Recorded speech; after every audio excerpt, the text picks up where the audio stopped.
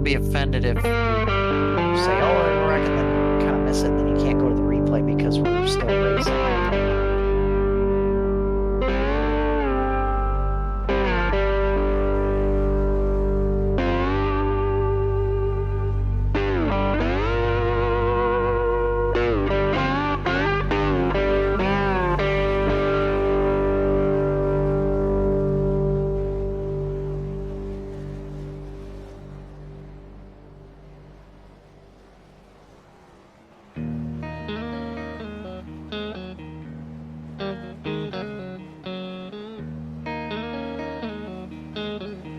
Yeah, if I...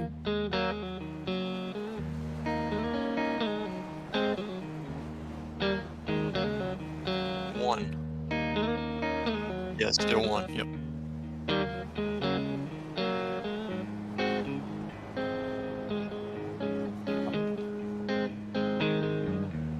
Yeah, and I guess we don't know what time the intermission is. It'll just be somewhere around halfway. That's what I thought. Oh yeah, yep. Competition caution lap 60. Tire limit, 4 total sets, that's probably going to be irrelevant. I will say, though, on the tire sets, I don't know if you saw last year, Kenny, but if you went like over halfway on the tires, if you were to come in and take tires, you would have an advantage for like 15 or 20 laps, like big time. Just, there's no tire wear, but for some reason taking tires gives you grip. It's tire heat. Yes. That's the thing. Just checking. Yep.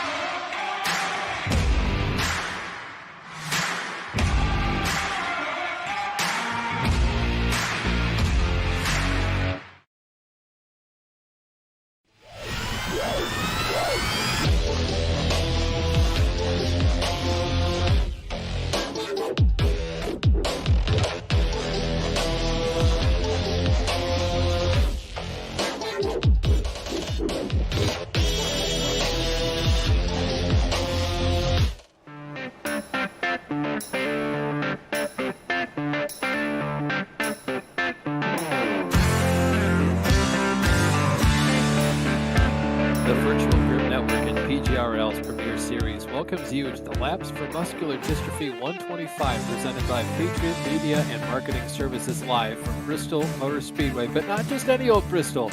Not only is it a night race, it's also on dirt. I'm Austin Belkey. Alongside me in the booth tonight is J.R. Shepard and Kenny Kibbe, and the man in the production trailer is Trevor Greenfield.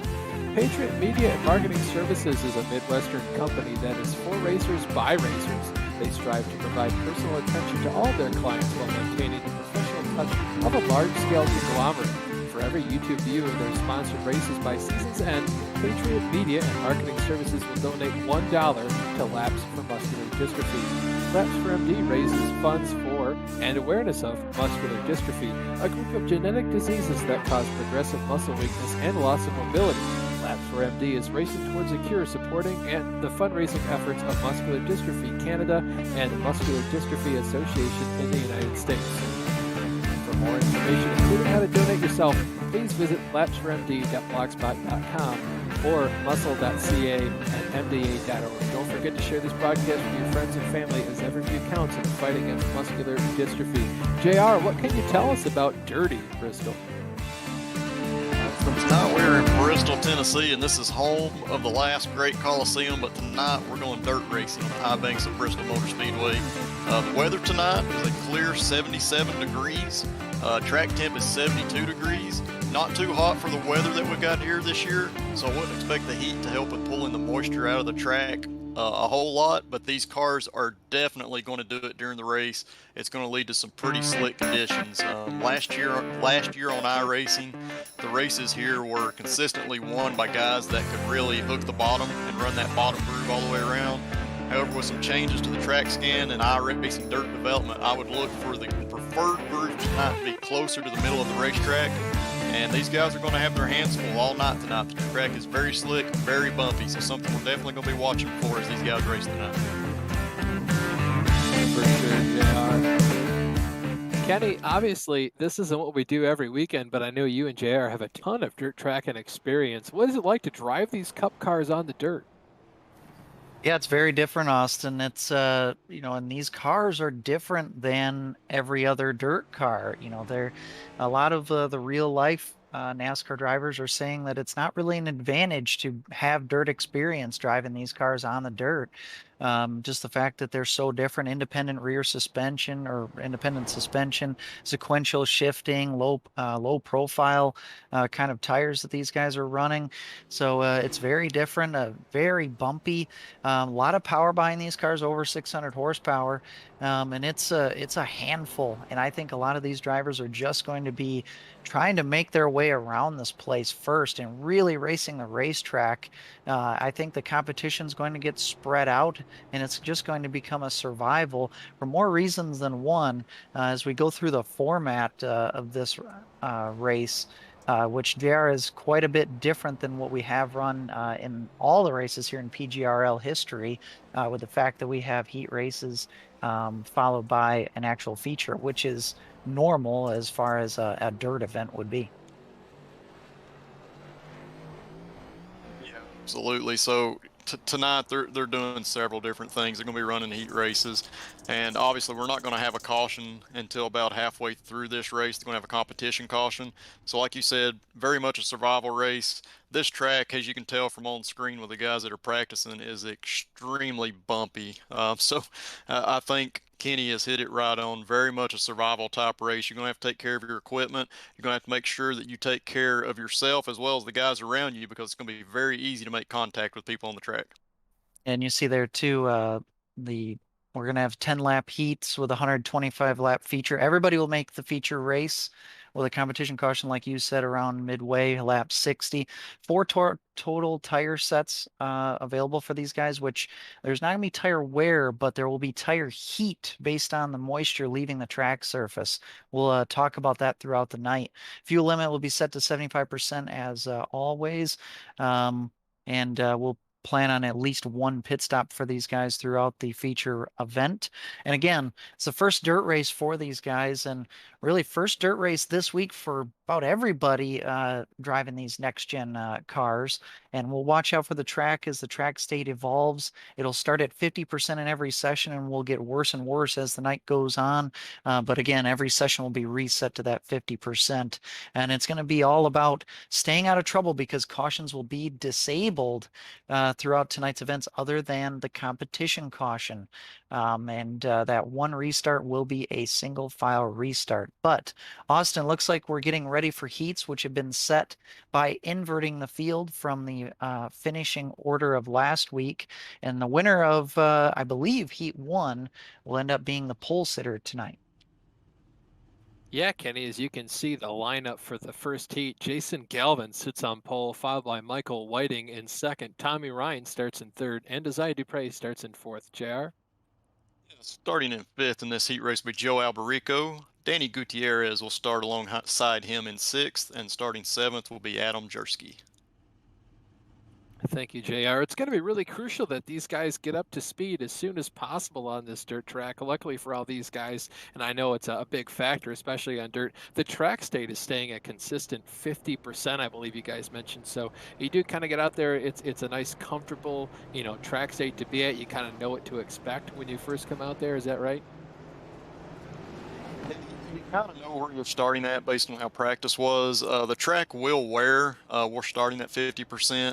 These heat races, it's not going to change much, but when we get to that feature race later tonight, the 125 laps, it's going to change throughout that race and get slicker and slicker. Guys are going to have to search around for the preferred groove where the moisture is still in the track to get that optimal grip. For sure. You see, Michael Whiting has chosen the outside pole to start this race, so he believes the high side is going to be faster than the low side.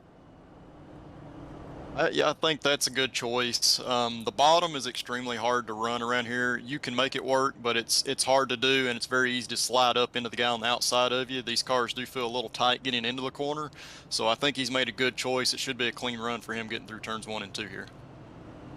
As well as I think not just ripping the top on the starting. I think you kind of want to be on the top the whole time. It's a safe place, it's maybe not the most fastest place. JR, you mentioned that the guys that would usually win these could be comfortable on the bottom, but I think running up high was always a pretty safe spot to be at. But anyways, the iRacing pace truck pulls down pit road, gives command of the field over to the number 44 car of Michael Whiting. We're going to wait till they take the green flag, which they've just now taken. Hey, rocket those things into turns 1 and 2. Not as fast looking as they are when there's pavement here. Oh man, you see Joe Alberico. He gets a little sideways in turns 1 and 2. Yeah, he definitely did. It allowed Isaiah Dupre to come right through on the bottom there, so a great job by him to sneak through. He's going to go after Whiting here. He gets to the inside of him, but you can see just hard to get that throttle down coming off the corner on the inside line.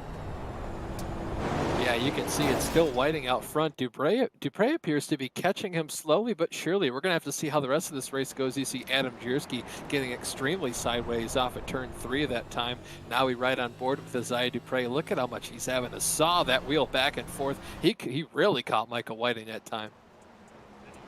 Great job, and he's changing his lineup. He's not running the same line every time, so he's kind of going wherever Michael Whiting's not, which is a good decision. It gives you a lot of visual. It allows you to go and try to find that grip that he's not utilizing. As you see here, it gets to the bottom through turns 3 and 4. Yeah, now Dupre is on the inside. He really likes to go on that bottom side. You see Whiting kind of enters high and then cuts back low. Whereas Dupre, he's been kind of running wherever he wants. You see Jersky still getting extremely sideways. He's done a really good job to get himself all the way up to 3rd place from where he started. He started back in the 7th position, the last starting position on the grid. So he's been doing a great job to make up those positions right now in a tight battle with Danny Gutierrez. Great job, and based on watching him in practice, he's got to be very comfortable with this car because he was running the top line in practice very consistently, and throughout this race he's had to utilize that bottom lane. So he's somebody to watch for in tonight's A main because anybody that's comfortable in that car and able to run the multiple grooves is going to be dangerous. Yeah, he looked really clean through turns 3 and 4 that time. Still looking really clean. He's got that constant yaw on the car. And Kenny, having the yaw the whole time is where you get the most speed. You can see he lost a lot of it coming off the corner there. But if you can keep that constant yaw, that's where most of the speed comes from, right? Yeah, but you do have to minimize your steering angle if possible. Really, for cars like this, you try to keep the car really as straight as you possibly can. A little angle does kind of help you wrap the corner, but there is such thing as too much yaw, and really the goal is kind of to just keep these cars as straight as you possibly can around the corner, and is a nice straight exit and giving nice constant power throughout the corner as well, making sure you maintain your line throughout the corner too, which is, really hard to do. I ran a few practice laps before this race got going, and it was really hard to keep a constant angle through the corner and get a nice straight exit. Yeah, you can see riding along with Adam Jersky again. That's Galvin down to his inside. Galvin has now caught him over the course of this long run, and now we're riding along with Jason in that number 42 machine. You can see he's on the inside getting pretty sideways there. Just a tap from Adam Jersky that, of course, sends him into the wall. That was a pretty hard lick. And Galvin was actually slated to be the pole sitter for this heat. He actually started this from the pits. So pretty impressive, the fact that he started behind everybody and now has charged up to fourth place. He had I think some connection issues. He had to come back into the server and got in a little bit late. Also of note, a couple other guys kind of missed the grid. Ricky Harden is nowhere to be found.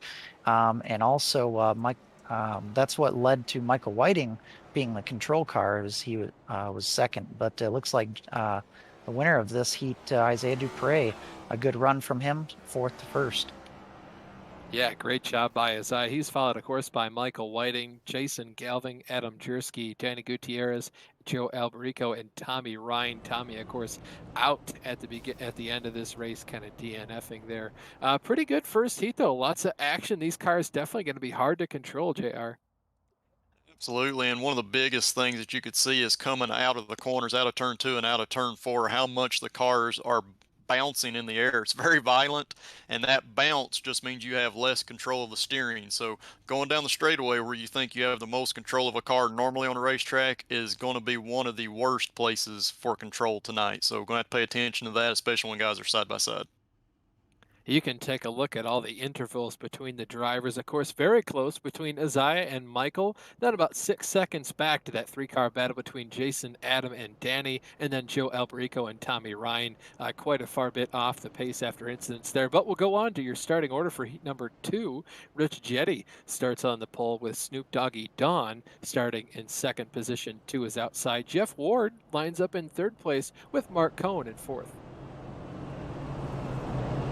Yeah, and James Krahula will be starting tonight in 5th place, Michael Krobach in 6th. John Wilco will start from 7th place, and rounding out the field in this heat race will be Brian Yazik. So guys, this is going to be the first time that we're going to have a full heat grid here. All 8 cars in this heat are starting in this all together. Last heat, 2 cars missed the heat, and then 1 started behind everybody. So it might be a little more congested here in this second heat. For sure, certainly a lot more cars on the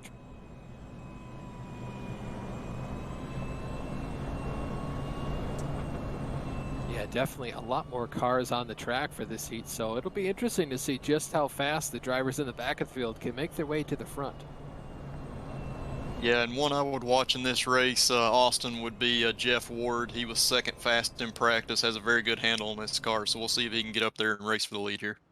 Yeah, Jeff Ward has often proved himself to be one of the better championship competitors on all versatile track surfaces and configurations. So we'll see how well he can do here. You see that color guard car of Rich Jetty to the inside, Snoop Doggy Don on the outside. Jeff Ward takes no time, making it 3 wide as the cars go over those bumps. JR, you mentioned it, very, very aggressive. The car is really going up and down, bouncing pretty hard there. It's very violent, and yeah, these guys did a great job. They were actually 3 wide for a moment during that transition through the bumps, and they were able to hang on to it. But that could be a big problem area tonight. Can really throw your car sideways and cause you to lose control. Yeah, Jeff Ward out to a huge lead right now over Snoop Doggy Don Runkle Jr., the driver from Kingsman, Arizona, that 00 machine. Doing a great job to hold on to that second position. Rich Jetty has fallen back through the field pretty consistently throughout the rest of this race. Oh, you can see Jeff Ward actually kind of using the fence there. Yeah, it's definitely an option, but you only want to tag that fence a little bit with the right rear if you're going to do it. You do not want to get it to tail slap and bring the front end around, hit your right front corner. It's going to give you damage, but the biggest thing is it's just going to slow your momentum down, and it takes a lot to get it up off that wall. Yeah, you can see Jeff Ward continuing to pull away from this field. It's Don in second, and then you see James Kahula in third. He's been getting pretty sideways down all the straightaways, but obviously able to keep his car pretty much under control in order to come home with the last podium spot. We're going to cross the start-finish line right now. That's Jeff Ward. You see we're riding aboard with him. Still doing a lot to work on that wheel. He's doing quite a bit. You can tell from that onboard shot that he was definitely a little bit snug getting into the corner, and then right around the apex, the rear end really wants to kick out. And that's right now with the track stayed around 50%. As we run through this race and we get to 60, 70, maybe even 80%, that's going to get worse. These guys are going to have more and more of a handful throughout the night. So be interesting to see who can hang on to it. We're probably obviously going to have a lot of single car spins. Jerry, you mentioned it getting worse and worse as we now see a single car spin. I believe that's John Wilco sideways on the front stretch coming out of turn 4. Does a great job to kind of get low in order for Jeff Ward to come around on the outside. When you mentioned that getting worse, though, I just want to touch base on this really quick. Is that worse, in terms of tight getting into the corner or loose on apex off? It's going to do two things. So this car is already tight getting into the corner. As the track slickens up, that tight condition is going to get worse. But also it's really free coming off the corner, and that condition is going to get worse. So it's going to get more and more exaggerated as the night goes on. You're going to want to push up the track going in, and then it's going to violently want to snap on you and get loose coming off the corner. So it's going to be very, very hard for these guys to hang on to the car all night. It's a very fine line on how much you turn that wheel to make sure you don't overturn it. Definitely a double whammy incoming for these drivers in the feature event here. You can see as we ride along with Jeff Ward again, that was John Wilco, the New Yorker from Johnson City, spinning around there at the bottom of the track. Did a good job to kind of keep it out of the way and out of the way of the leaders and everyone else in the field. So he can see he's about to get lapped right here by Jeff Ward. One thing I'm noticing, guys, Jeff Ward's running kind of a hybrid slider line. He's not starting the corner all the way down at the bottom, but he's starting it in the middle of the corner, sliding up all the way to the upper lane, all the way out of the slick, and then driving back down. Of course, he changes his line there to get around the lap car, but he's finding success. A lot of steering angle as well, I'm noticing from this car, but and then he's going to run the high line all the way around 3 and 4 as he's going to come and win this heat. But I'm really trying to pay attention to the lines that some of these guys are running tonight.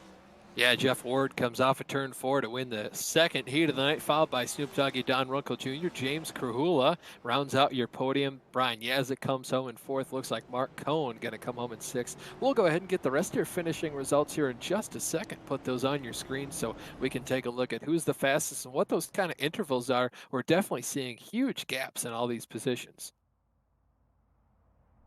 Jeff Ward comes home in 1st, followed by Don Runkle Jr., James Kahula in 4th, and Michael Krobuck in 5th. JR?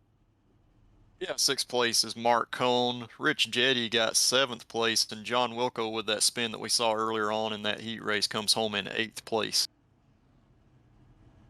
Once again, not quite as racy as heat number 1, but definitely some good racing indeed. We're going to go ahead and get you your heat number 3 lineup now.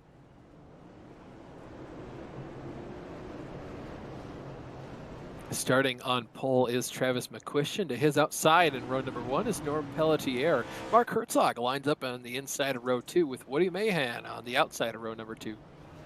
Yeah, row 3 is going to be Thomas George in 5th place. Alongside him is going to be Joe Hassert. Starting in the 4th row is going to be Scott Eckridge in 7th and Justin Rector in 8th place. And Austin, Scott Eckridge is going to be a guy I think you need to watch for in this heat race. That's right, JR. I completely agree with you there. He was the leading car in practice with, I believe, the fastest lap time, right, Kenny? Yeah, and well, it'll be interesting to watch Eckridge here as he is the points leader, and this is a totally different discipline from what we've had all season long.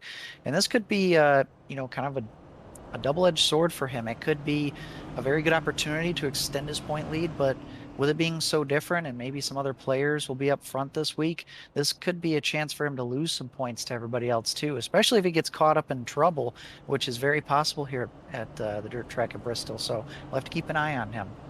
Yeah, as soon as Mike Erasmus looked to have a pretty good stranglehold on the points, he was involved in a lot of accidents at Richmond. But the iRacing pace truck pulls down pit road, gives command over the field, over to Travis McQuistion. You can see he puts his foot on the loud pedal, rockets away from the field pretty fast right here. You can already see he has about a 2 or 3 car length lead over the field. That's Mark Herzog on the inside.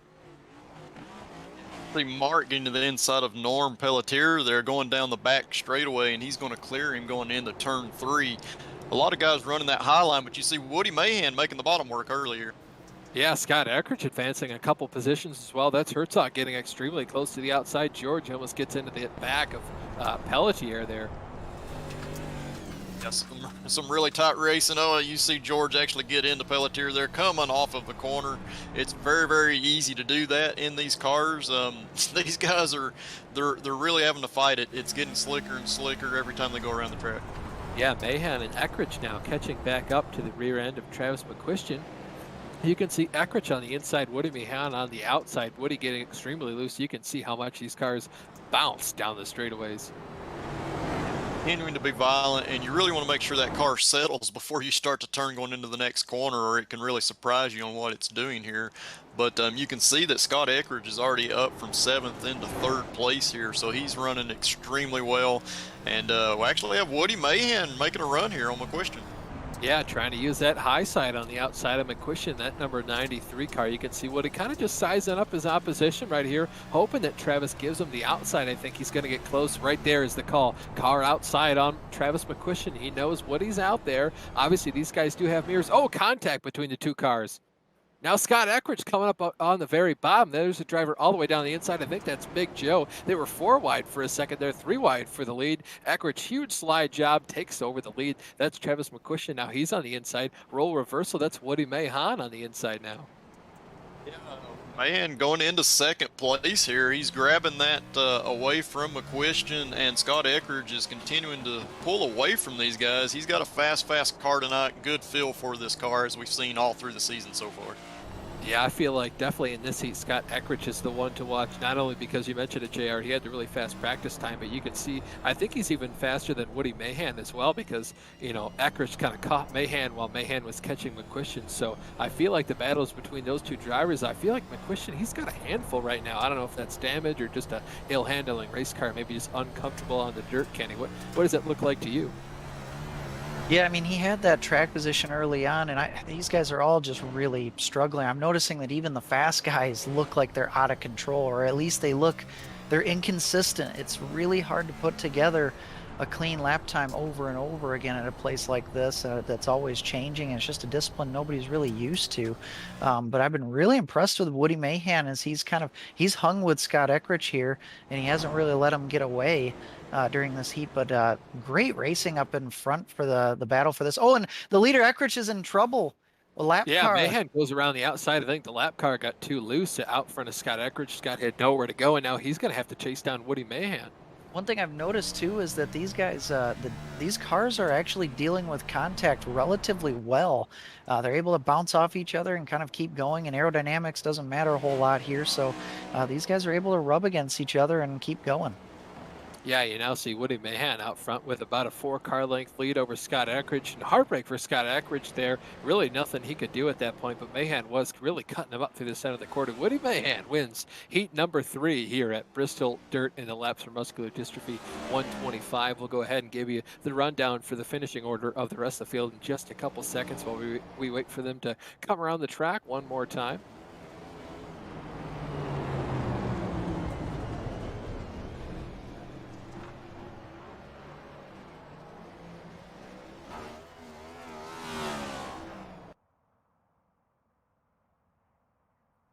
I believe, yep, that was the final car to cross over the start-finish line. Woody Mahan finishes in the first position. Scott Eckridge, heartbreak for him. He comes home in second, with Norm Pelletier coming home in third, rounding out the podium. Travis McQuistion finishes in fourth. Yeah, Thomas George come home in 5th in this race. Justin Rector is 6th place. Mark Herzog 7th, and Joe Hassert rounds out the field in heat race 3 in 8th place.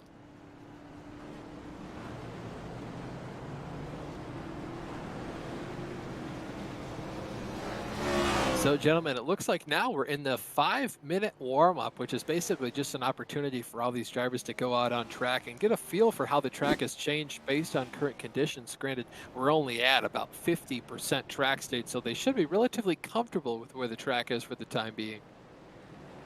Yeah, it's still a good time to get out and get some laps, you know, even if it's just a couple of laps, just to make sure the track feels the way it did during your heat race, there's always a possibility slight changes could have happened. So good to get out there, turn a few laps, make sure you've still got what you expect, so that when you go into turn one in the in the final race, that you're going to be comfortable. This gives us as well in just a couple seconds here. We're going to talk to our pole sitter for the race, Isaiah Dupre, if we can get him up here in the booth. I have to wave him down, of course. Yeah, it's gonna be interesting that he'll have that track position. I think it's gonna be really important to try to avoid being in traffic. And I think lap cars are going to be quite, common in this race, especially with the fact that we're going to have only that one caution. So, I mean, it could be there could be cars everywhere. We'll just have to see how things play out, and it's going to be really a survival of the fittest, I think, and just minimizing mistakes and keeping the car going forward. But Kenny, it's not even just minimizing your own mistakes. We saw Scott Eckridge there get taken out by a lap down car, so it might not even be a mistake on your part. You just have to avoid also the mistakes of others. But we now see Isaiah Dupre, our pole sitter, as he hopped into the waiting room, but he's gone now.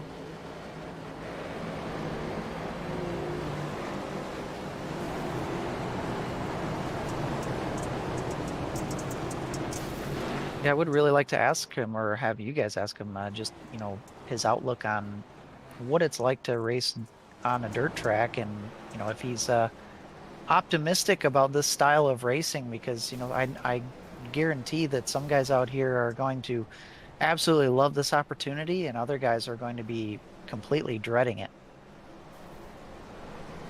For sure. I feel like a lot of the drivers training it right now are all those drivers that were really having a handful there because, dirt is so far removed for what you're used to when you drive these car on asphalt week in and week out. And it's much different when you're used to drive it. You're prepared for Bristol, all these different pavement tracks. And we're coming off two short tracks where you really have to worry about throttle application, especially in the center. We saw a lot of wrecks at Richmond and Martinsville, just caution fest. And this race, we don't have those cautions. So it's really about making sure you minimize your mistakes. But now, Isaiah Dupre, I see him in the waiting room. We're going to drag him up in here before he get a chance to leave again. Isaiah, man, how's it going?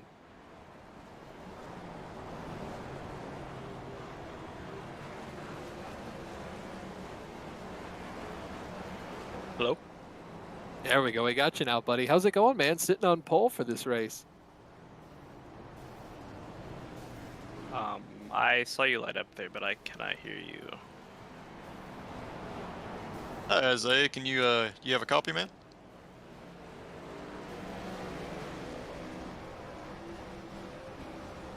Obviously having some technical difficulties here. What about me, Isaiah? Can you hear me? Yeah, it looks like he might be having some, his microphone's working, but it looks like his headset might be having some issues. We can definitely hear him, but he can't quite hear us. Yeah, he just, looks like he's not getting any audio. Never mind. Okay, I fixed it. I'm so sorry. I had Okay, cool. Hey, buddy, no worries. Sitting on pole for this race. How you feeling?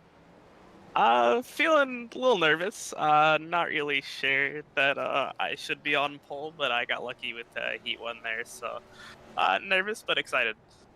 For sure. Well, I mean, you won the Mahan Speed Laboratories. You finished last pole award. Of course, this week you won the first heat award. But obviously, what do you expect for this big feature race? Lots of chaos here. I'm just hoping to survive. I feel like that's the way to win this race is don't get wrecked or don't spin into a wreck. But yeah, just hoping that I can steer clear of stuff here and not take myself out. Sounds good, buddy. Thank you so much for your time. Good luck in the race, buddy. All right, no problem. Thank you for the broadcast, guys. Have a good one.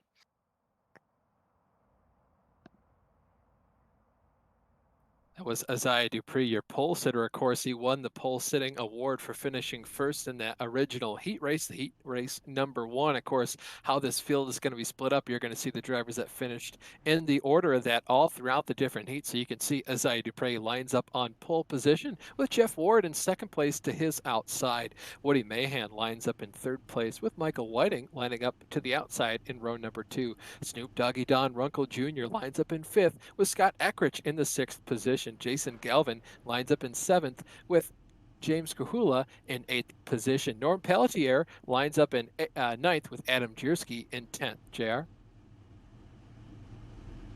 Yeah, starting in 11th place now will be Michael Krobach. Alongside him is Travis McQuistion. 13th tonight will be Danny Gutierrez. Alongside him will be Brian Yazik. Thomas George starts 15th tonight. 16th will be Joe Alberico. 17th is Mark Cohn. Justin Rector will start 18th tonight. 19th will be Tommy Ryan. Back in row 10, we've got Rich Jetty and Mark Herzog starting 20th and 21st. Ricky Harden will roll off in 22nd. John Wilco 23rd. And rounding out the field for tonight's A main feature event will be in 24th spot Joe Hassert. Big Joe lining up tail end Charlie. Really excited for this race, guys. You can see, obviously, Isaiah really believes it's going to be, quite treacherous, but the lights are out atop the iRacing pace truck. So as he comes through turns 3 and 4, he'll make the hard left turn down pit road and give command of the field over to Isaiah. Then it's on him of when he wants to start this race.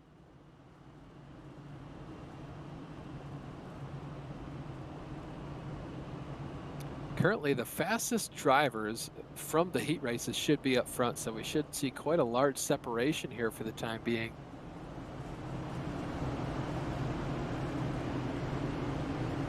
iRacing pace truck pulls down pit road, gives command of the field over to Isaiah Dupre. He puts his foot on the loud pedal and gets a pretty good launch over the rest of the field. You see Jeff Ward doing a great job to kind of hang on to his outside. Woody Mahan in third. Whoa, that's Ward going around the outside on the high line. Ward definitely running the high line right up against the wall. Got to be very careful. There's not much of a cushion up there, but he did a great job to keep it off of there, and he has taken over the lead good here. But Mahan is making a charge into second spot, actually taking it over going into turn 1. Yeah, Woody Mahan down on the inside. You can see just how long these drivers wait to get to the corner before they can really put their foot down. Most of these guys choosing to go high, at least middle and up. I see only a couple drivers, a rare few down on the bottom. So it looks like the high place is where you want to be. Maybe a little bit easier to run that high line. It's definitely easier, definitely a little bit easier to get the car rotated and turned in, not having to worry about trying to stick the very bottom of the track. And it kind of lets the car just naturally slide through the corner. But I think as we get a few laps in here, you're going to see more and more guys up top. The guys that are going to be able to move forward are going to be the ones that can work that bottom lane in order to get the passes, as we see Scott Eckert trying to do that right now on Woody Mahan. Yeah, you see Scott Eckert kind of in the middle of the corner right now, going on the inside of Woody Mahan. Woody Mahan on the outside. Scott is about maybe the middle and downward. You can see pretty much almost on the apron, what would be the apron if we were here on the concrete. But of course, when it's dirt, it's really hard to see where the apron would be because it's a really smooth transition. It's extremely smooth, that's for sure. And if you get your left front on the apron going into the corner, it's very hard to tell where that's at. But if you make contact with your left rear tire on the apron, it really makes the car push up the track. So one reason these guys are probably avoiding that right now and trying to run the middle to high lines. But yeah, if you get yourself into a congested place, a lot of guys running that higher line, you're going to have to start to work the bottom, I believe. And especially as the moisture gets pulled out of the top of the track, the bottom's going to have more grip. For sure. Speaking of lap traffic, though, Jeff Ward has already caught up to it. You see Mark Herzog, the first car to go one lap down, out on track. Jeff's going to have to approach these guys pretty slowly and cautiously. He's only got about a 0.2 of a second lead over Woody Mahan, and he doesn't want what happened to Scott Eckert to happen to him, so he kind of needs to have a grain of salt while he passes these guys. Oh, that's an excellent point, Austin. So we saw what happened with Scott Eckert in his heat race. I know that's in all of these guys' minds as they run up front and catch this lap traffic. They were watching that race. So these guys are definitely going to have to be very careful, and you're going to have to be thinking a lap ahead. You're going to have to see where those guys are running before you catch them so you can make the right decision. I think we actually see the 11 car going around there of Joe Hassert. Yeah, Big Joe. John Wilco now on the inside. Yeah, Joe Hassert goes around pretty bad, and it looks like turn 4 there. Yeah, he looks like he clipped the apron. There's like a transition between the banking and the apron where it would be anyway. It's hard to see that with it being all dirt, but yeah, he caught that and kind of bottomed out, and it just kind of brought him around into a lazy spin, and he's actually disconnected now.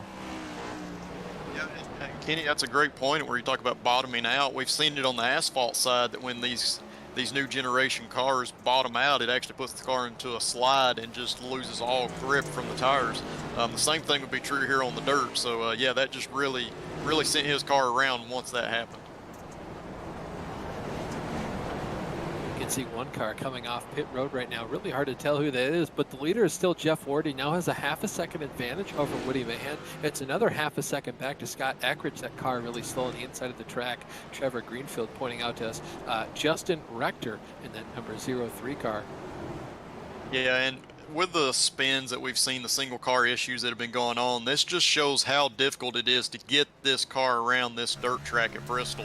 And it's getting worse. We started at 50% track state.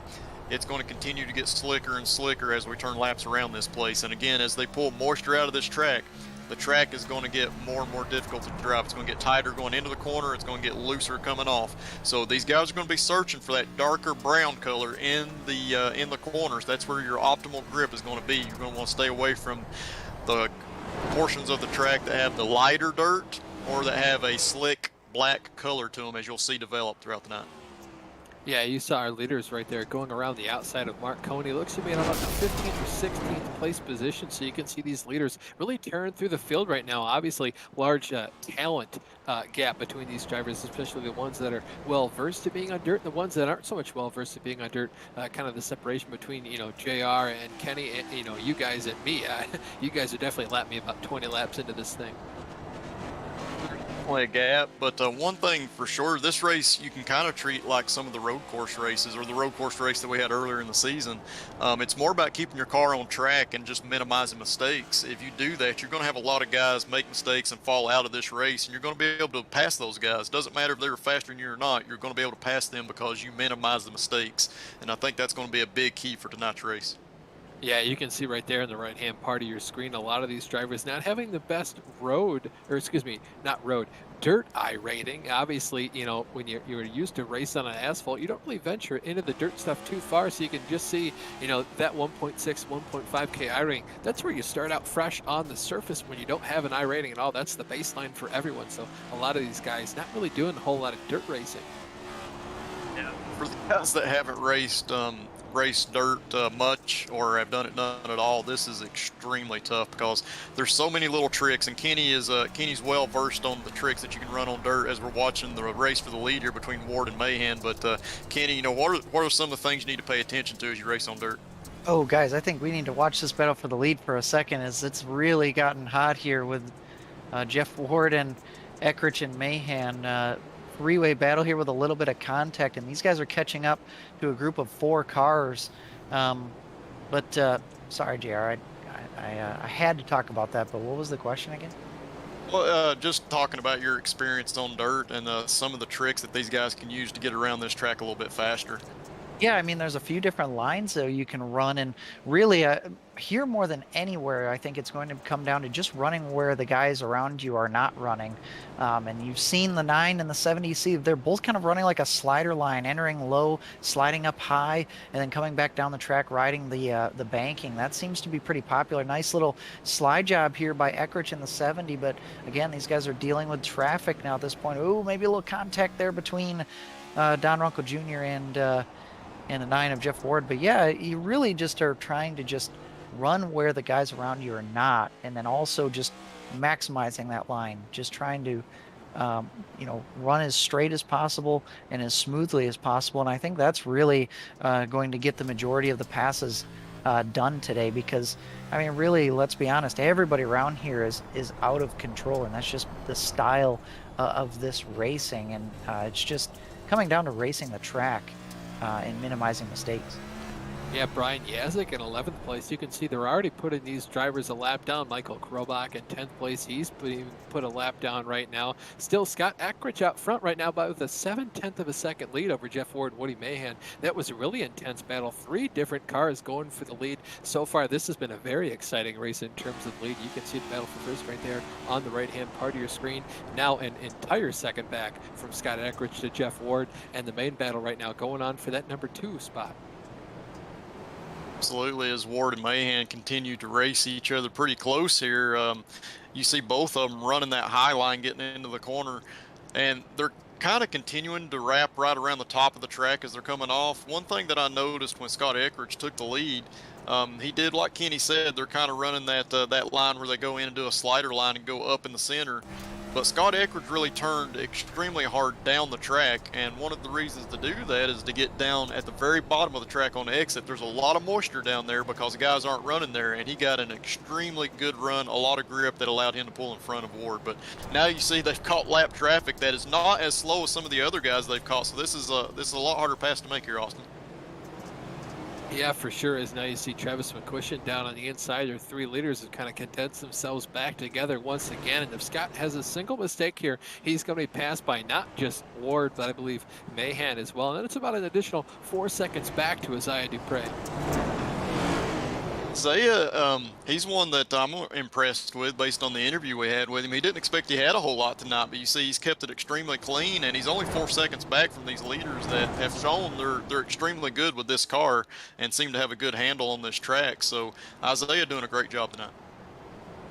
Yeah, you can see them once again putting a lap down. Snoop Doggy Don Ruckel Jr. and Mark Herzog. You can see the leaders really having to navigate through these lap down cars quite effectively and efficiently here because these guys are kind of everywhere. And Kenny, you're the one that kind of made this thing famous in my eyes. You kind of got to go where they ain't, right? For sure, and these leaders are doing a fantastic job, even splitting the middle when they have to, just trying to keep their momentum up and just trying to stay in their rhythm. And they're doing a great job of going middle, high, low, anything they need to do to get around these guys. And this is a kind of place where the lap cars will, they're trying their best to give room to the leaders, but at the same time, they're just trying to race the racetrack and get around this place. So, lap traffic is just a huge factor in this race because if you guess wrong, guess the wrong line that a lap car is going to go in, it could potentially really check you up. And Jerry, you can attest to this.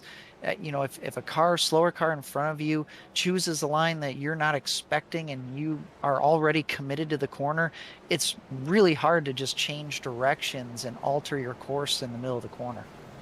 Yeah, it's extremely tough, especially in these heavier stock cars, and especially even further now that we're on dirt tonight. So if you go into the corner expecting a guy to be in a place that he ends up not being, you really have to check up. You kill all of your momentum.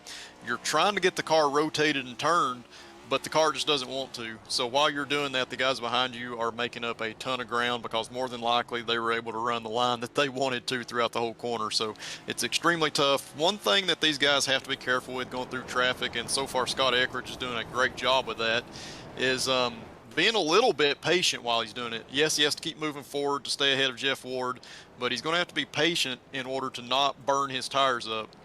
It's true with any dirt car, but especially with these heavier cars, you see him bounce off the wall just slightly there. If you get your tires overheated, especially the rear tires, the car is going to continue to slide around and move around more. So you want to make sure you don't get those temperatures too hot. Yeah, one car we saw just ahead of this battle for the lead right there was Michael Whiting. He's the driver of that number 44 Lockheed Martin car. He's doing really well, but he's about to go a lap down himself. He's in the top 5. He's the last driver in the top 5 and the last driver on the lead lap. He's been doing a pretty decent job so far. He started in the top 5. He's still running there. More than likely, he's going to go a lap down here in a little bit, but if he can stay close with these leaders, he may have a good shot at getting the lucky dog here, but he's going to have to keep it out of the wall like we saw him just get into the corner there in 1 and 2. Yeah, that was a pretty small kiss right there. Obviously, he's going to have to try foul them along. It looks like for his sake, Isaiah Dupre doing a pretty good job. He's only 6 seconds behind the leaders, so if he can just kind of keep with them, maybe keep himself out of trouble, he might just be able to barely snag onto that lucky dog position. He's gonna have to hang on for about 24, 25 laps here. That's kind of when we expect the competition caution to be thrown. It's gonna be somewhere around lap 60. So he's got a little while to hang on, but he's still got some decent speed. If he can keep Scott Eckridge in his windshield, he'll be okay. Yeah, for sure. Kenny, I was just going to ask, how does that competition caution really play into the race distance here? Yeah, so it's basically that's going to be the time when everybody's going to make their one pit stop that they probably have to make, and it's only going to allow for one possible lucky dog in this entire race. So there's going to be one really lucky contestant since the almost the whole field already has been lapped, and it's going to be really hard for anybody a lap down to make up that track position. We do have a car there on coming down pit lane, but Yeah, Adam Jersey in the number 71 car. yeah, and I mean, maybe you could be creative and maybe take a wave around and then pit under green somehow afterwards and just hope that everybody else has problems. But again, you have to make a pit stop at some point. I don't know if, since these guys could maybe push 100 laps and they're off the throttle a lot, maybe somebody could possibly stretch it to the end. But I don't know. It's such a lottery to play, and I think most people are probably going to take the safe way out and just take their pit stop at the yellow. Yeah, to be honest, Kenny, I don't think you could save enough fuel over the course of this entire green flag run. I feel like if you were going to want to stretch the fuel window an additional 20 laps, you'd have to go so slow. You might be lapped 2 or 3 times before the race is over. So, not having to pit and get that wave around really doesn't do a whole lot, considering you'd already be 1 or 2 laps down to begin with.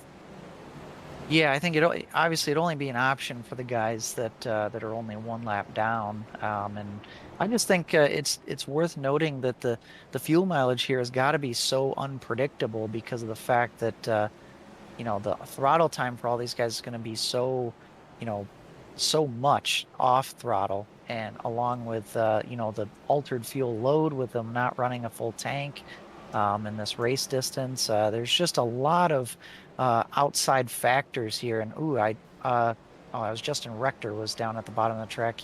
Another car sliding around just behind those guys, behind that battle we were just watching between 5th, 6th, and 7th. And Kenny, you mentioned it right there. It looks like that was Dupre with a problem there. Dupre. Yeah, so Rector had a problem, and now Dupre with a problem, and Rector's still struggling on the bottom of the track. Guys trying to get around him. Joe Alberico getting extremely close. You see Travis McQuistion kind of threading the needle between those 2 cars. Yeah, and it looks like another retiree too. Adam Jersey has dropped out. So, JR, you talked about it earlier. Just surviving this race is probably going to get you a decent finish. Yeah, definitely. If you're one of the guys that normally doesn't have a good finish in this series, just being able to complete the laps tonight can get you a really good points finish. So that's one thing you've got to be conscious about. It's just like running the road courses, like we said, just keeping the car on track, not making mistakes. If you're slower than some of these guys, it doesn't matter. Just turn the laps, make minimal mistakes, and be able to get to the finish. You see Michael Whiting on pit road as well here on lap 45. I don't know if this is maybe pitting early, so he doesn't have to pit later, but of course his car has completely disappeared from the track, so I feel like he might have had some irreparable damage there. Maybe just has to leave due to some sort of a real-life occurrence going on, and that always happens here in sim racing. It's definitely a possibility, and he has left the session, so he has disconnected for the night. Obviously don't know why, but some things do come up during the race, and you have to go, so that's just the way it is. But the field's continuing to get a little bit smaller here. We have only 4 guys on the lead lap, and actually a little bit surprised Thomas George, I guess, is the first car lap down, so he's going to be one looking to stay in that position, hoping in the next 13 to 15 laps that he is the first car lap down. He is. You see Isaiah Dupre right now really close to going a lap down as well. He was only about 7 seconds behind the leaders just a couple laps ago, so obviously lost about 10 seconds with that trouble he had there. Kenny, you were the first one to spot that. Of course, he went down to the inside, so getting really close to being a lap down here. Yeah, and it just shows how quickly the tables can turn.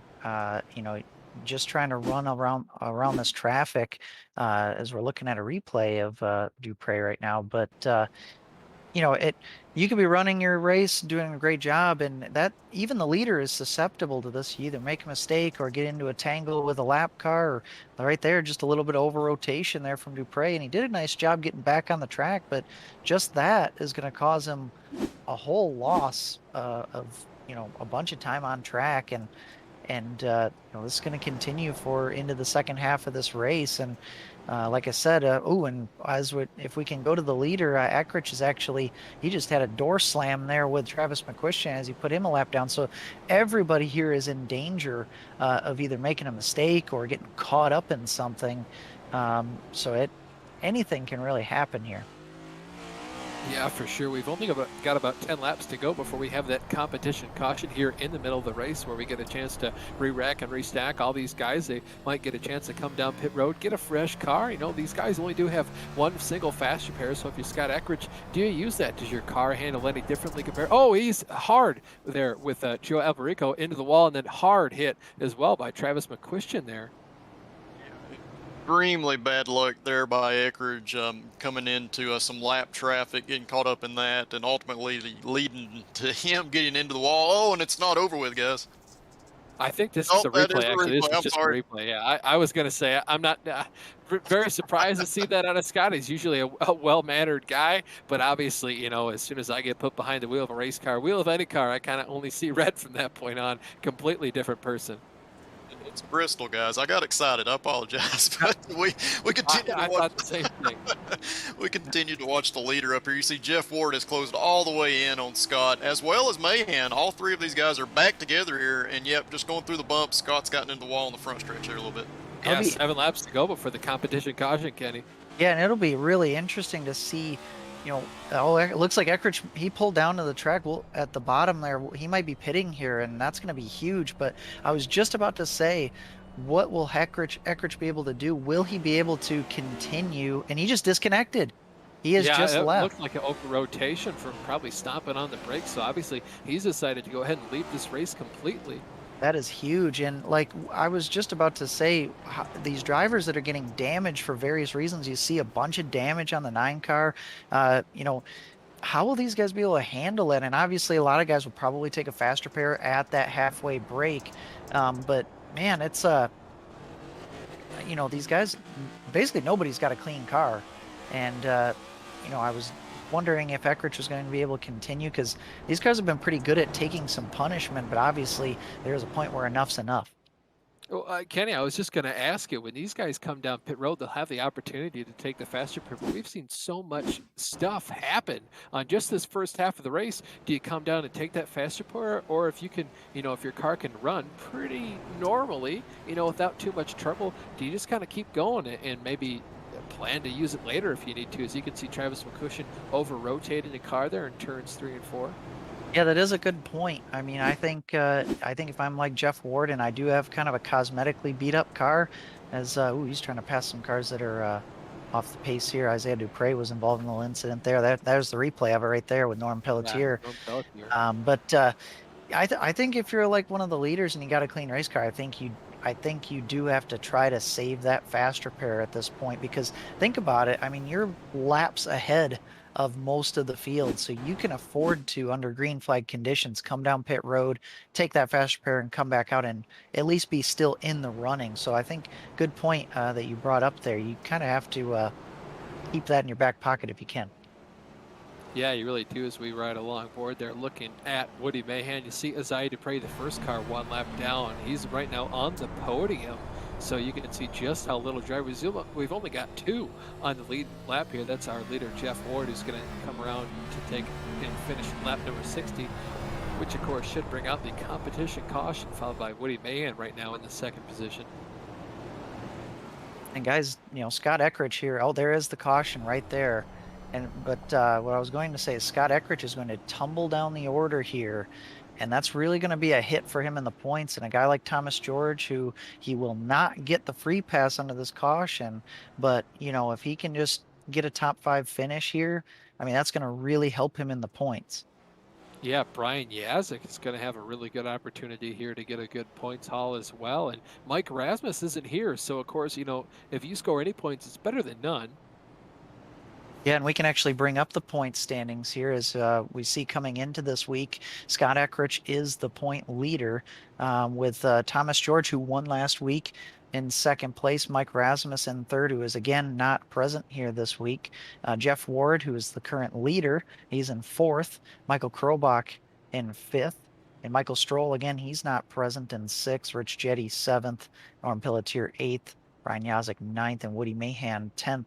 JR, you want to read a couple other names? Yeah, 11th place is James Krahula. 12th is Chad Micas. He's not here tonight. Travis McQuistion's in 13th.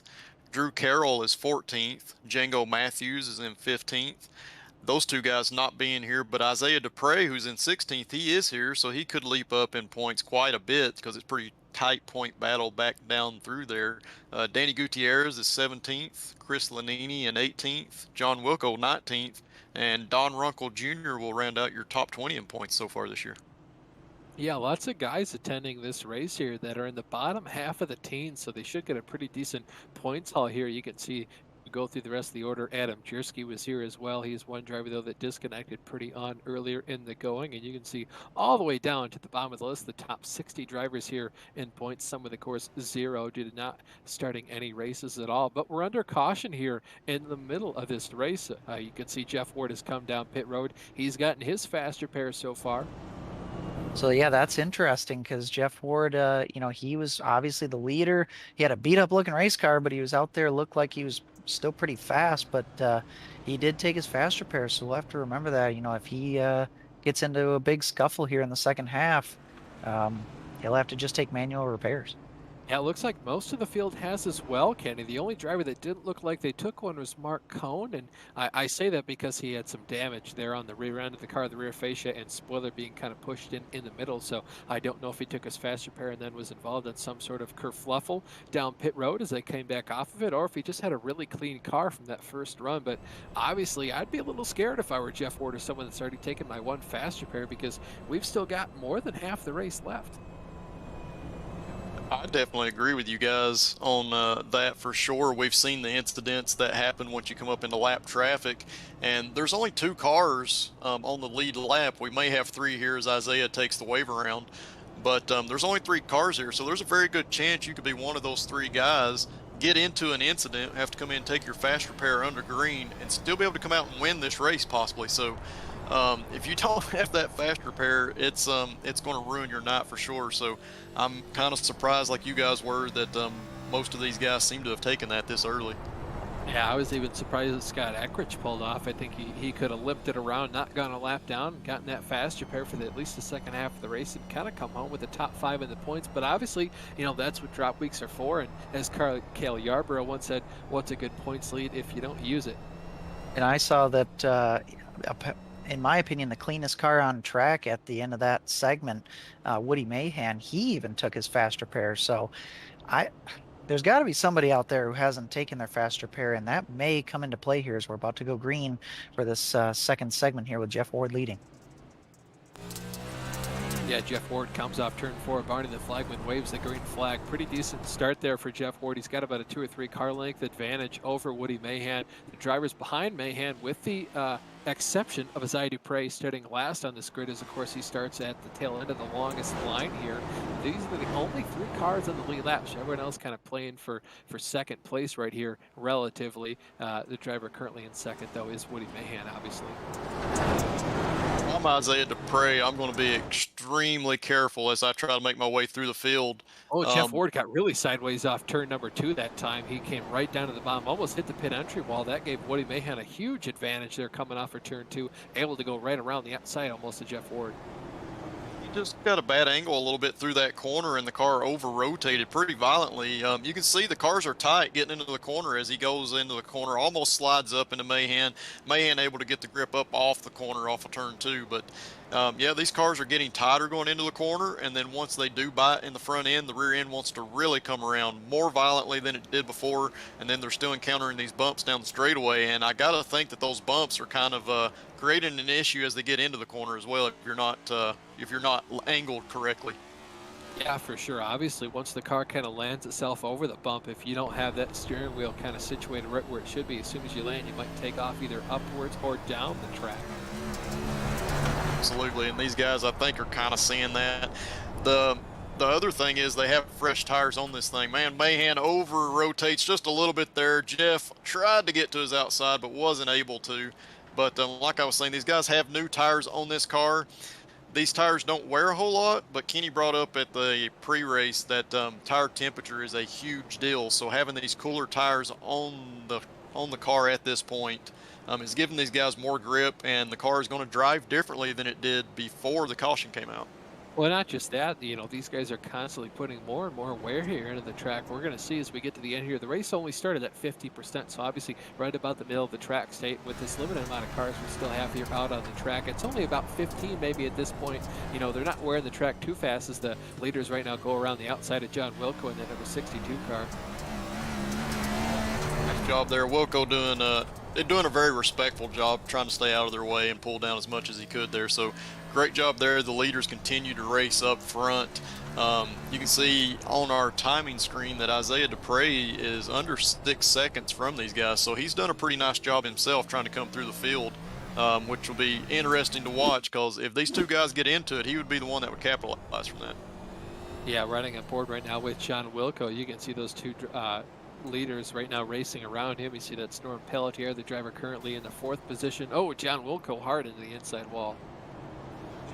Something that we saw early in the race too, just these guys getting their left front tires down on that apron a little bit. It really kind of bottoms the car out, and at that point you have no control and the car will just come around on you. Oh, Thomas George and Travis McQuistion kind of tangled there on the front stretch. You can see that puts McQuistion into the inside wall. He might be stuck there. Remember, guys, Thomas George second in points and has a really good opportunity here to cut into the points lead that Scott Eckrich has, as Eckrich is going to be slated to finish 17th tonight, as he'll probably lose one more spot yet. But luckily for George, he is on a lap by himself. But still, he's got to at least get to the finish line and keep a drivable car underneath him. Yeah, you can see Woody Mahan and Jeff Ward, our 1st and 2nd place drivers, are still navigating their way up through this field, kind of through the lap down cars. They're doing a great job to kind of hold their line and stay out of the way and let the leaders kind of come through them and race around them as they should. Usually the car making the pass needs to make a clean pass and choose the line that the driver being lapped isn't taking. It's up to those guys to make the pass, right? Absolutely right. So the lap car, all he has to do is just run a consistent line, hold his line around the racetrack. It's up to the fast cars to get around because they have the speed to do so. You see Jeff Ward here, he's getting a little bit loose in the line that he just ran, but he's trying to run that bottom. He's searching for a little bit more grip. I think the top side's probably starting to wear out a little bit. Car's not able or not allowing you to throttle up, as you see Mahan getting caught behind traffic there. I believe that was Alberico, but slightly getting his car turned, able to get underneath him, so Jeff does not have an advantage there. Yeah, doing a really good job to kind of cut down, slam the door on Jeff Ward to make sure he couldn't get to the inside of him there. That's one thing, Scott Eckrich did a good job at it. You see Woody Mahan kind of, taking that talent to new heights, is kind of just waiting on these lap cars and get around him when he has the opportunity. Just got to be smart. Again, it's going to come down to these two guys. Isaiah Dupre's too far back to really challenge. He's doing a great job in 3rd spot. He's got to keep himself clean in case the leaders end up getting into a little bit of a mess here. But the top 2 are the ones that are racing for it. They have to be smart, not take each other out while they're trying to come through this lap traffic. Yeah, you can see we're right now looking at that number 86 car of Isaiah Dupre as he makes his way around the 56 there of Norm Pelletier, doing a good job. Norm kind of trying to stay low to let Isaiah by, and you can see just how hard these cars are to handle, especially coming off the corner whenever they dart back down to the inside. That's just a lot of oversteer that the drivers are then trying to compensate for, and the easiest way to do that is kind of give it some counter steer and then just go down the track where the car wants you to.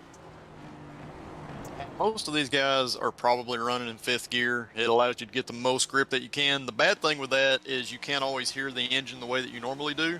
You can't tell when you get that wheel spin up off the corner, and the car will just snap around on you extremely quick.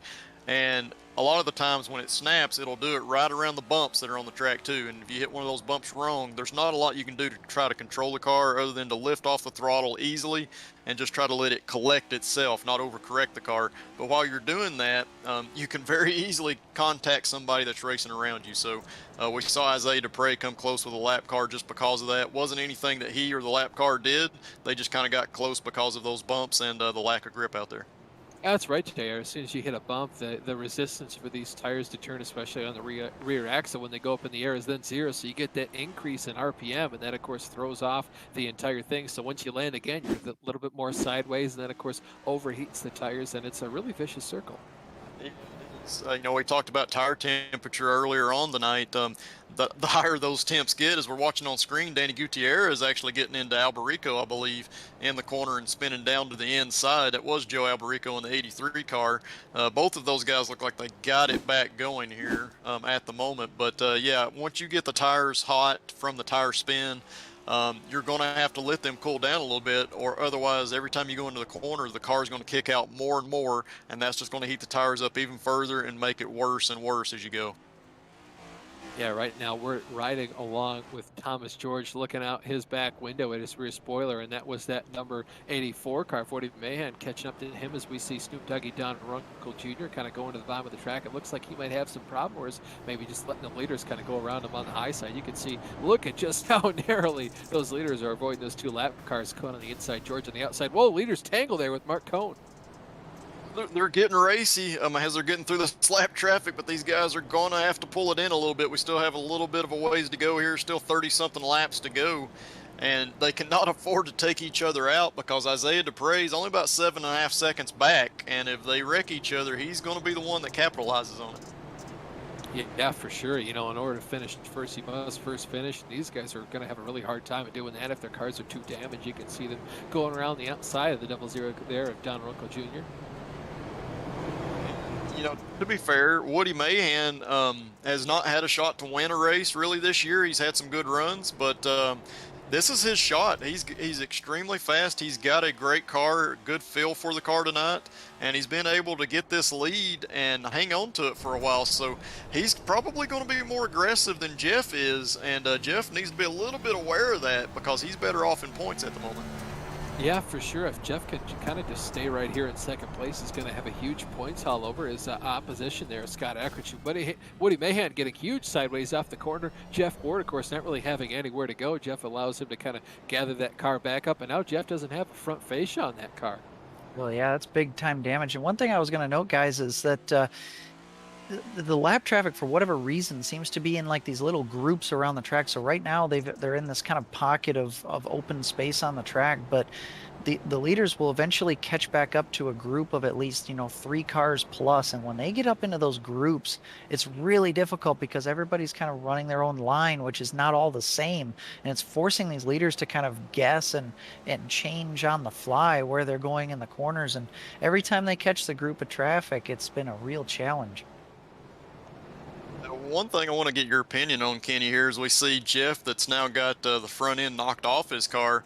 Do you think we might see something that you would kind of see at Martinsville in real life? He doesn't have anything blocking the air to those front tires. Those front tires are going to eventually cool down. Do you think he's going to be able to have more grip and be able to be more aggressive on the lines that he's running? He potentially could. I don't think it'll hurt him any, especially if he doesn't have any steering damage. He got really sideways that time. But another thing, too, is you can actually afford to have power loss here and actually still be decently competitive. Because think about it, if you're at full power around this place, you're just spinning your tires around this place all the time. A loss of power is actually not the end of the world, and aerodynamics really doesn't matter, so you can still be competitive. But one thing worth noting is that with all these problems that the top two have had, Isaiah Dupre has been brought right back into contention here. He's brought the lead down under 4 seconds, and he can see the 2 leaders up ahead. Yeah, you can see the distance between them now, just about a straightaway on the right-hand part of your screen. You can see that lead. It was about 6 seconds as the caution went away. The green flag came out. Then it was back to about 5 seconds. It was at 3 seconds now, and it just continues to further and further decrease. It's definitely come down, and it's actually gotten a little further down since these guys have gotten going. Just a few tenths of a second, it seems, over the last few laps. So Isaiah's definitely got speed in his car. He's actually down to 2.7 seconds now, so he's making up some good ground. May have a really, really good shot at it, and as we're riding on board with him, he's running that low line, kind of somewhere that a lot of guys haven't been. Maybe he's found some extra grip down there. And you notice, guys, taking a lot of feet off the lap. Go ahead, Kenny. Sorry. Yeah, my bad. You notice, though, that Isaiah has a much cleaner race car than the 2 leaders as well. He's had a few close calls, but he's kept the car relatively clean. And I mean, he's taking chunks out of these guys' advantages. We're looking at a replay here with Norm Pelletier riding a slider line, nice looking Summit Racing car this week, but see, just over rotates and just clips that inside divider barrier there at the pit lane and has to whip it back around. Yeah, spin turning that car a lot easier on dirt compared to how we do it on pavement. You can now see Isaiah Dupre going around the outside of John Wilco. Mark Cohen is the next car. He's going to put another lap down. You see John Wilco going for another bit of a spin there to the inside of the track.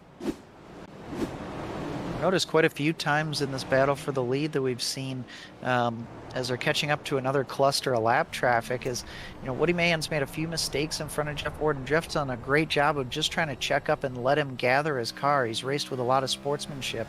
But JR, do you think there's ever a point where as we approach less than 25 laps to go here, is there ever a point where that kind of stops, and if he gets sideways in front, you kind of just keep your foot in it?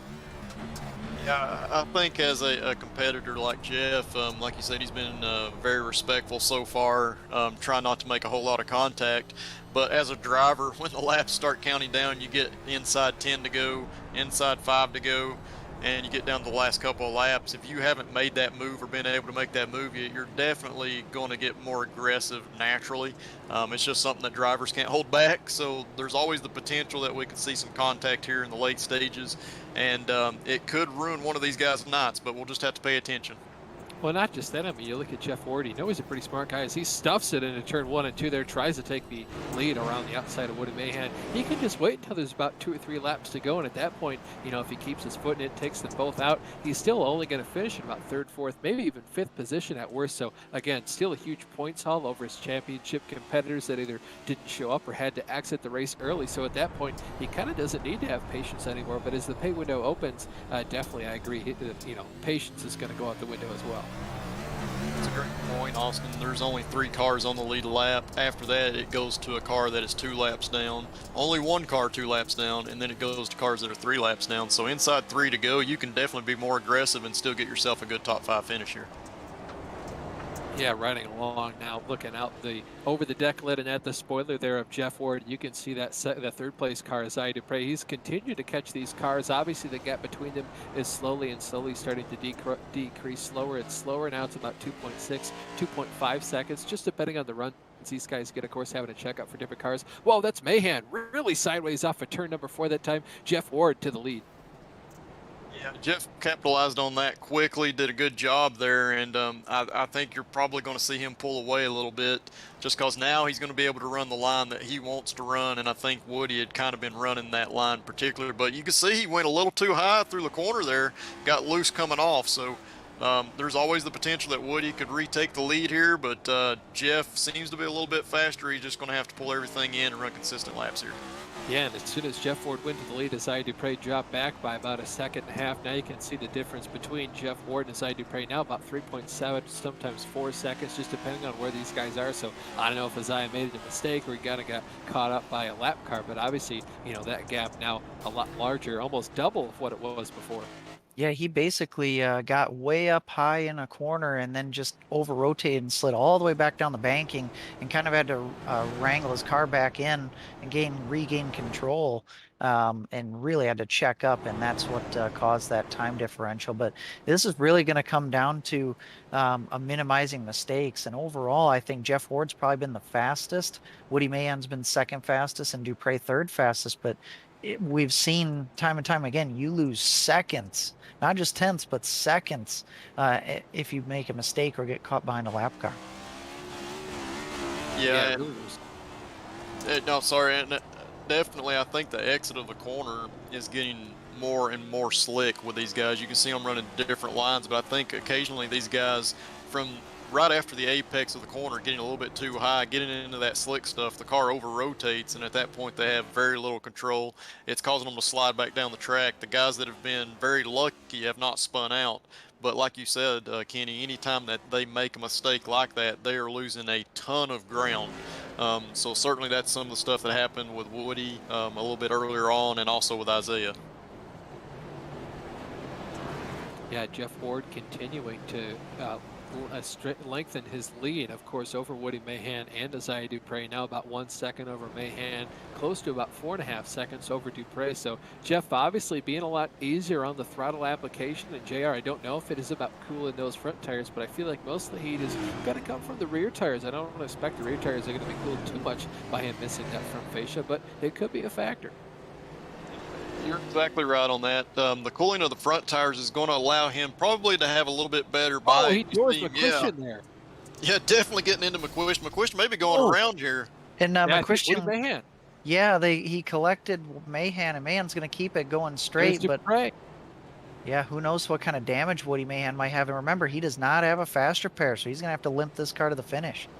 Yeah, thankfully for him, we've only got 12 laps to go. We're looking at the replay here, where we're looking at Woody Mahan. You're going to see Travis McCuistion coming a shot here right there after making hard contact with Scott Eckridge. You can see huge damage on both ends of Woody Mahan's car, and there goes Isaiah Dupre. He started this run at the tail end of the field. Now he's decreased that lead from about 4.5 to about 3.79 seconds, so he's doing his best to kind of reel in our leader.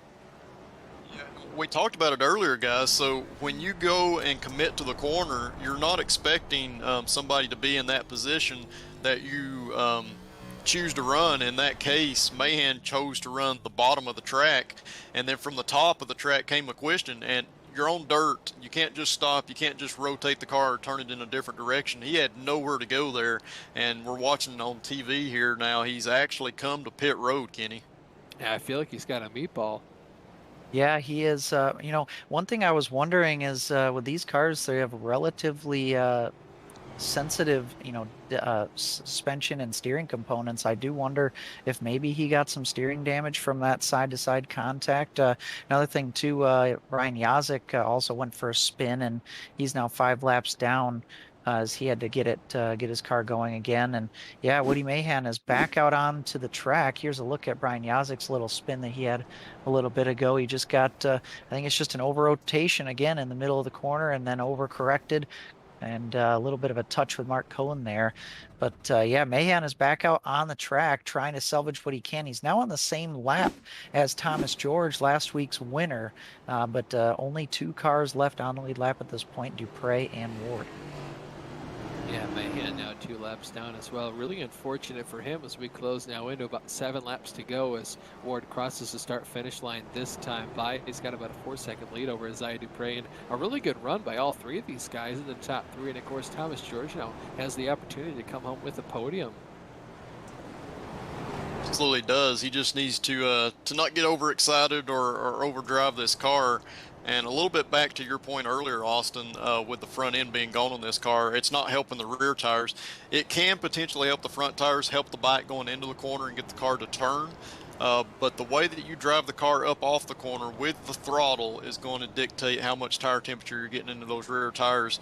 A lot of these guys can find speed early on by driving hard with that throttle up off the corner, but as you've seen lately here, we've seen tons and tons of cars doing spins coming from the apex of the corner off. So a lot of that is just from overheating that right rear tire, trying to get too much out of it, and then once you do that, there is no grip. It's like being on ice out there. Yeah, vicious circle. The tires get hot, you have less grip, they spin more. The more they spin, the more they get hot, the more grip they lose, and it just keeps repeating itself further and further. It's no fun at all once you get into that. You almost have to just come to a crawl in order to try to get the tires to cool down, and it can take several laps to do so.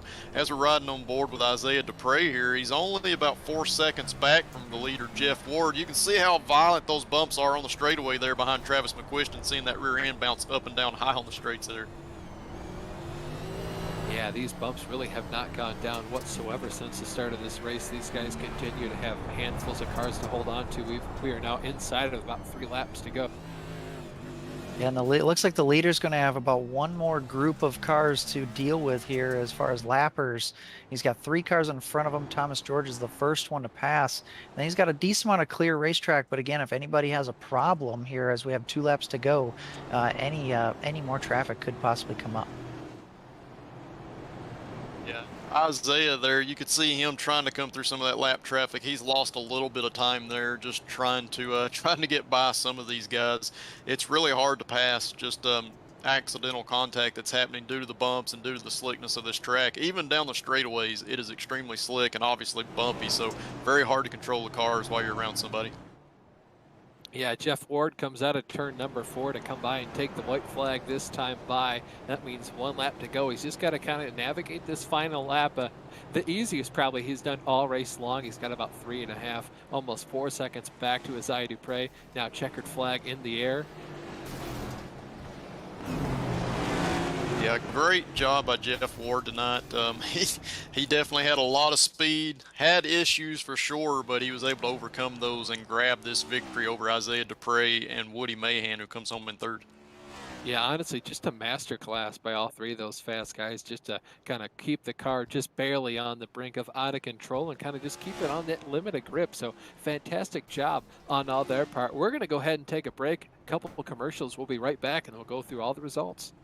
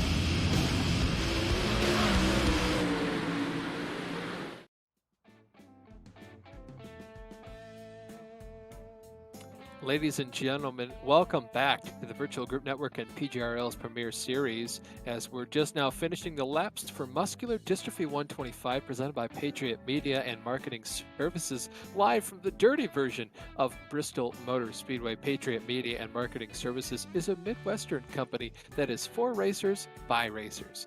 They strive to provide personal attention to all their clients while still maintaining that professional touch that you get from a large-scale conglomerate. For every YouTube view of their sponsored races by season's end, Patriot Media and Marketing Services will donate $1 to Laps for Muscular Dystrophy. Laps for MD raises funds for and awareness of muscular dystrophy, which is a group of genetic diseases that cause progressive muscle weakness and loss of mobility.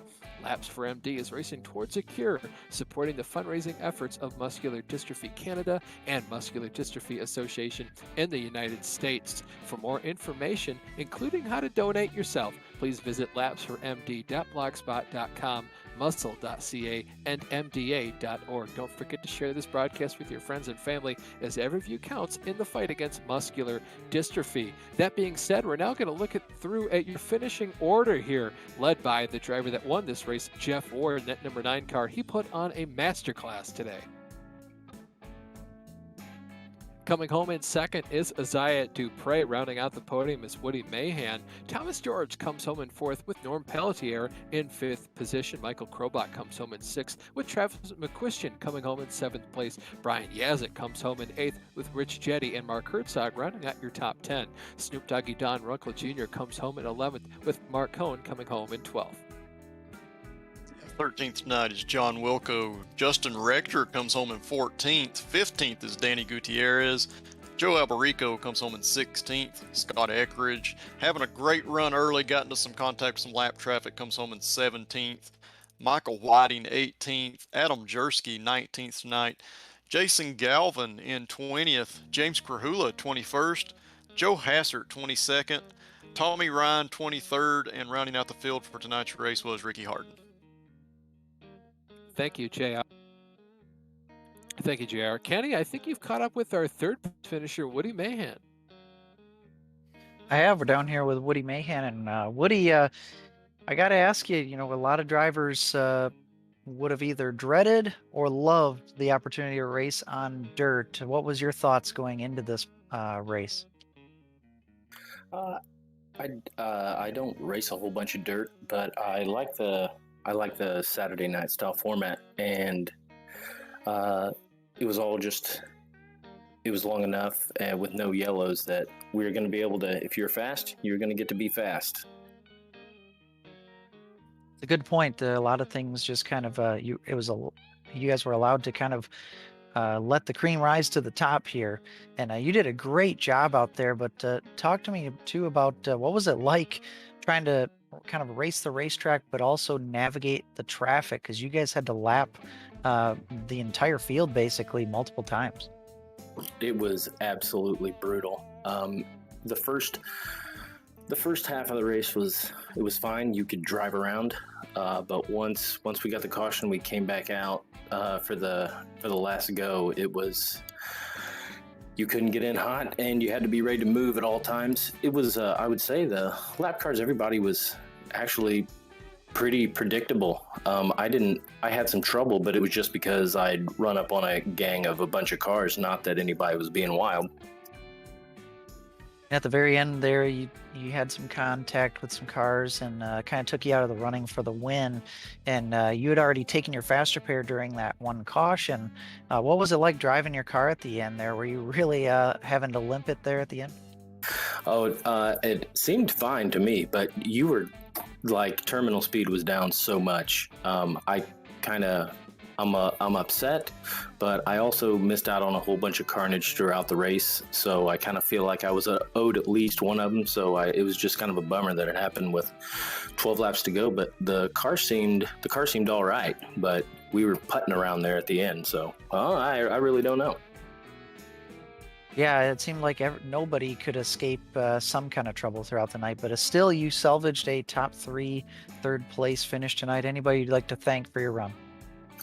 All the guy back at the Mahan Speed Laboratories and all the guys at LPM, Jeff, for there was plenty of times that he could have put the bumper to me. He's raced with him a lot, and he's a good, clean dude. And sorry I got into him as much as I did. Thanks for talking with us, Woody. We'll see you in the next one. See you guys.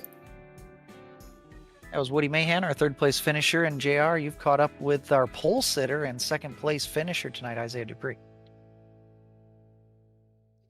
Indeed, I have. Isaiah, man, congratulations on that second place run. We talked with you at the beginning of the race. You started on pole and wasn't real confident on how this race might go, but you ended up having one of the cleanest races out there, man. Talk us through it. Thank you. Yeah, I didn't think I was going to have a lot of speed, especially at the start. They kind of pulled away from me on the clean track, but as it kind of slicked out there, the bottom came in a lot more. Or maybe not came in, it's more or less the top went away, and it kind of ran back to my favor. Yeah, it was fun dodging lap cars and trying to stay clean. I do want to ask you, how much did the track change tonight? You talked about maybe the top going away a little bit. Did it get slicker as the race went on? What happened out there? Yeah, absolutely. It was after about 15, 20 laps, maybe the top was completely slicked out. At least for me, it felt completely slicked out, and that's about how it stayed for the rest of the race. There's a couple patches on the bottom that you could get to off of exit, but it was really tough with the change in banking to not spin yourself out trying to hit it. And we saw several times where you were able to make gains on the leader, even after having to start in the back once you got your lap back at the halfway mark. Talk us through lap traffic, because you certainly had to come through a lot of it. How bad was it, or how did that end up working out for you? We see you on the screen there having to make some avoidable contact. Yeah, it was it was pretty clean for the most part. There's a couple incidents, but that was to be expected when you're lapping that many cars. But no, it was pretty nice. I felt like that played to my advantage a little bit more too, because most people are running on the high side, and I could get away with passing most people on the low side and keeping my speed and keeping my consistency with the line. But yeah, it was tough for sure. Well, man, you did a great job with it tonight. You started on pole, fell back a lap down at the halfway mark, but was able to come back and get a second place finish. So congratulations, man. Tell us who you'd like to thank for tonight's run. Oh, I'd like to thank you guys for putting on a great broadcast, and then Scott and Michael for putting up the league. They do such a great job with everything. Everybody running in. Thank all my teammates too. It was really fun tonight. Hey, we appreciate you talking with us, Isaiah. Congratulations on that second place run. All right, thank you. Have a good night, guys. That was Isaiah Dupre, our second place finisher. I believe Austin is now caught up with our big winner, Jeff Ward. I have. Hey, Jeff, how's it going? Hey man, it's going great. I'm wore out. That was probably the hardest I've ever drove a sim racing car, but man, it was a handful. It feels good to get that one for sure. It looked like a handful for sure, but you were putting on quite the clinic out there, just keeping that car kind of yawed to perfection. We saw you use a lot of patience trying to get around Woody Mahan. You can see on your screen right now, Ryan on board above your windshield there. You used a lot of patience, kind of waited for him to kind of make a large enough mistake where you could just easily get around him. Yeah, Woody was really good tonight. I've been racing with him a long time, and he's a good dude, a good clean driver, and I wanted to try to win the race, but I didn't want to do anything to jeopardize our chance to win because I saw Isaiah back there in third, about 3 seconds back. So kind of had to play my cards right there and just hope that something happened. And he just got loose, and we drove around the outside there, which it was easy to get loose tonight. I tried getting up on that top and using the cushion a couple times and about lost it. You couldn't go up there. So, yeah, man, this is great for us here. It's Scott was real fast there at the beginning, and I guess he got into some lappers, and he was probably gonna walk away with the thing. But these things are hard to come by. We'll take them however we can get them.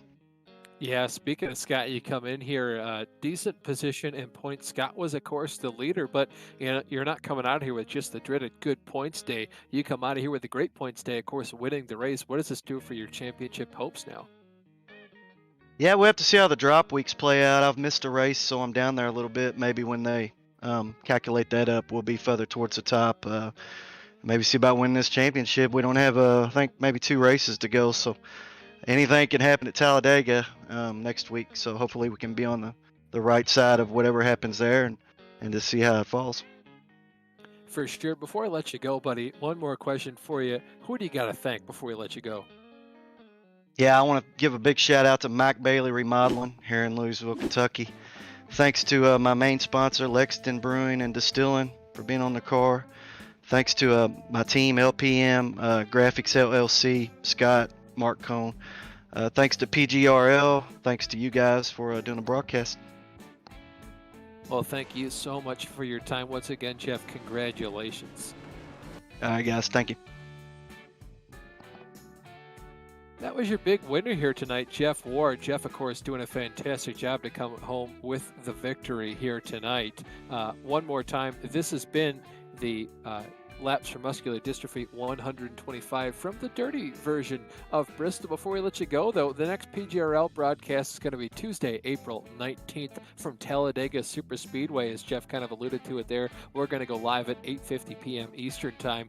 The next Virtual Group Network broadcast is going to be this Friday, April 15th, where BRL's Dirt Street Stock Series takes on I-55 Speedway. That goes live at 7:10 p.m. Eastern Time. I'm Austin Belkey. Alongside me in the booth was Kenny Kibbe and J.R. Shepard. The man in the production trailer bringing us all the great views was Trevor Greenfield. This has been a pretty good production of the Virtual Group Network. Thank you so much for watching. Have a good night.